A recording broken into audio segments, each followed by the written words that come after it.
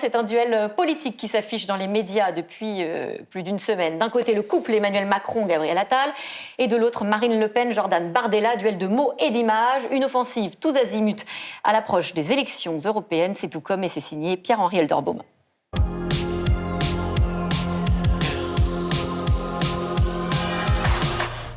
Emmanuel Macron et Gabriel Attal veulent imposer un duel avec le Rassemblement national. On a quand même assisté à un sacré barnum, qu'on pourrait résumer en 3 mots, désordre, confusion et récupération.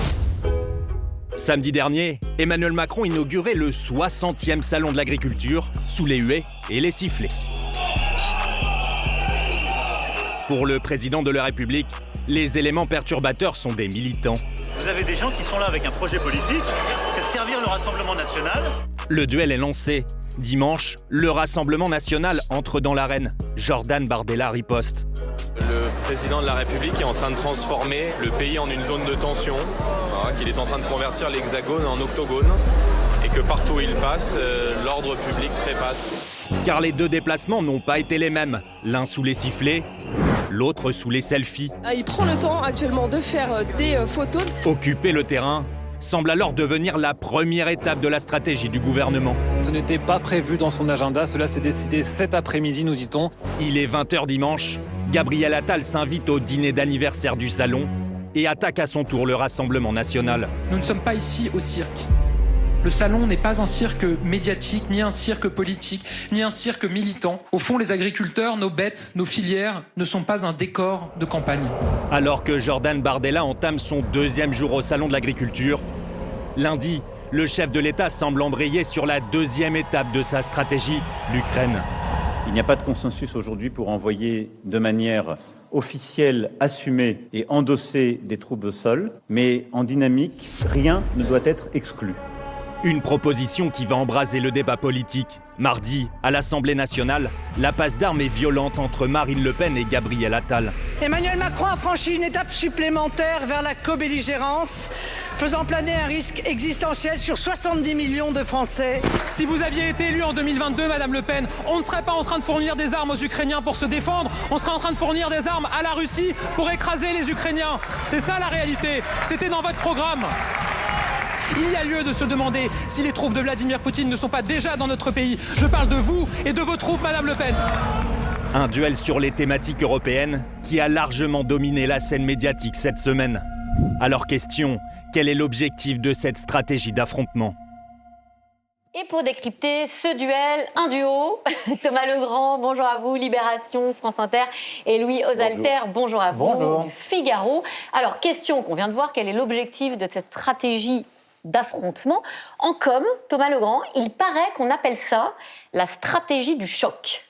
Choc, oui, la polarisation, le choc, pour être clair, parce que les sujets comme les sujets de l'agriculture ou les sujets de politique étrangère sont des sujets complexes, des sujets qui demandent de la nuance. Et la nuance et la complexité dans l'écosystème médiatique et numérique que vous analysez tous les dimanches, c'est pas la mode. Donc, le salon de l'agriculture, en plus, c'est un moment, c'est un grand showroom pour les vaches, pour les animaux et pour les hommes politiques. En fait, les animaux qu'on voit le plus dans le salon de l'agriculture, alors on leur tâte pas les fesses, mais c'est les hommes politiques et ils viennent, les bêtes médiatiques, et ils viennent se montrer. Et moi, j'ai beaucoup de mal, parce que ça va être votre question, à savoir. À déterminer qui est gagnant et qui n'est pas gagnant. On va peut-être un peu trop vite dans le... Mais en tout cas... Qui sort gagnant du salon de l'agriculture Parce que personne n'est dupe, je pense. Personne n'est dupe de tout ça. C'est plus compliqué, en fait, je pense. L'affrontement pour capter l'attention, faire réagir finalement celui qui reçoit le message. Oui, même si... Emmanuel Macron se serait bien passé des images chocs pour le coup qu'on a vu samedi. C'est quand même assez inédit le fait qu'un président de la République... Vous y étiez. J'y étais. Un moment, vraiment, il y a eu des moments de flottement, on ne savait pas s'il allait rester ou pas. Donc la perturbation a été énorme et c'est assez inédit dans la visite d'un président de la République. Le lendemain, évidemment, Jordan Bardella bénéficie du contraste, on ne peut pas dire autre chose. Lui, c'était effectivement plutôt selfie que sifflet, comme vous l'avez dit. Après... qu'est-ce qu'on en retient? Qu'est-ce qu'on en retient dans l'opinion? Qu'il y ait une colère dans le pays et que le salon de l'agriculture serve de reflet à cette colère, certes dopée par des militants, certes instrumentalisée, mais quand même, ça dit quelque chose, le fait que le président ne puisse pas se déambuler dans le salon de l'agriculture sans qu'il y ait des cordons de CRS qui sécurisent le hall. Ça donne l'idée d'une atmosphère du pays en période préélectorale. Après, voilà, effectivement, je pense que l'opinion n'est pas dupe sur le fait qu'il y a un jeu de rôle là-dedans. Le président est empêché de visiter. Jordan Bardella essaie de récupérer, puisque ça veut dire qu'il récupère tout le vote en juin. Est-ce que derrière, il n'y a pas la stratégie, justement, de la pré-campagne, déjà, ou la campagne des Européennes? Oui, parce que pour bien comprendre cette guerre de communication, il faut rappeler que les sondages en vue des Européennes montrent un RN qui dépasse de 11 points le camp présidentiel, le parti présidentiel. Alors, d'autres sondages donnent 8 ou 12, mais on est quand même dans un écart important. La campagne des Européennes a donc été lancée au début de ce salon de l'agriculture. Est-ce que c'était le bon moment et le bon endroit? J'adore les... c'est le rôle de ceux qui analysent la communication, mais le moment où on lance la campagne, je crois que toutes les semaines, on lance des campagnes, c'est des débuts de papier, et puis après, il y a des virages. Quand la campagne est vraiment lancée, qu'on ne peut plus dire, on lance la campagne, c'est le virage, c'est le tournant. Le salon de l'agriculture, c'est toujours comme ça, et c'est très facile d'instrumentaliser quand vous avez... Il suffit d'avoir 15 personnes, de leur mettre un bonnet jaune ou vert, et puis de leur dire, allez-y, faites pression. Oui, mais il n'y a pas tous les ans des élections européennes. Non, il n'y a pas tous les ans des élections. Alors là, il y a des élections européennes, il y a eu une crise agricole, donc on peut dire, si vous voulez, puisqu'on est dans l'analyse médiatique, c'est le lancement de la campagne. Il y a eu une deuxième séquence importante cette semaine quand même, c'est la séquence Ukraine.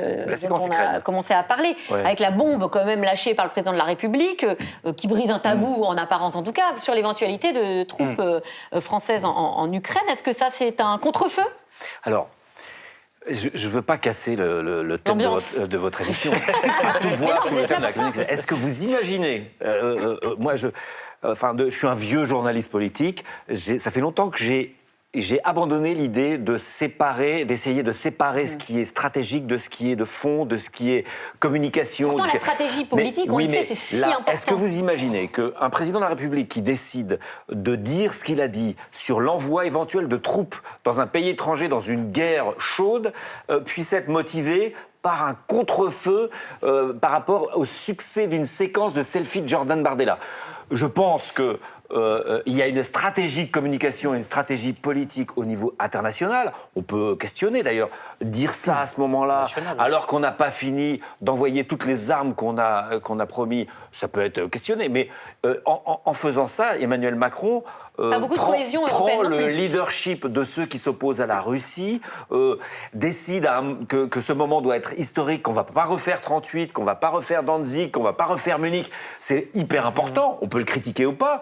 Mais si vous commencez à dire ça, c'est de la communication pour contrer le moment selfie de Jordan Bardella, on est bien bas là quand même. Un peu hoché de la tête. Que ce soit un message international lancé d'abord à Poutine, on est bien d'accord. Après, on arrive dans une campagne nationale où chacun essaye de choisir son terrain de jeu.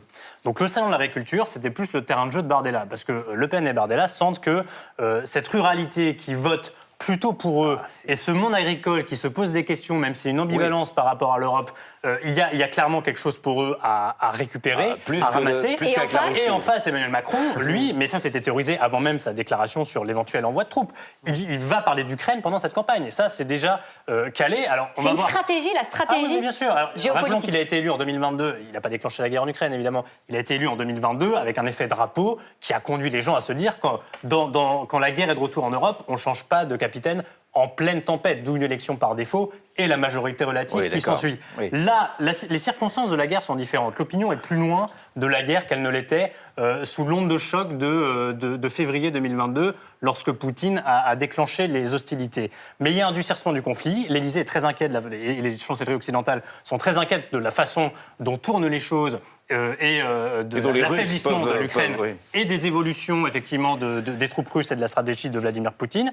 Et ce sujet-là, d'ailleurs Valérie Ayé, la tête de liste européenne, en parle aussi, en accusant Le Pen d'être des amis de Moscou, de Poutine, du Kremlin. C'est clairement le sujet phare sur lequel la campagne Emmanuel Macron va tenter de se positionner, parce qu'il sent que là-dessus, il y a une faiblesse du Rassemblement national et que l'effet commandant en chef des armées, président de la République, avec de l'expérience qui a eu à gérer les débuts de ce conflit, pourrait fonctionner et recréer le fameux effet de rappel. Ah ben, on a compris, la campagne des européennes a commencé. Et commencez pour y refaire la semaine prochaine.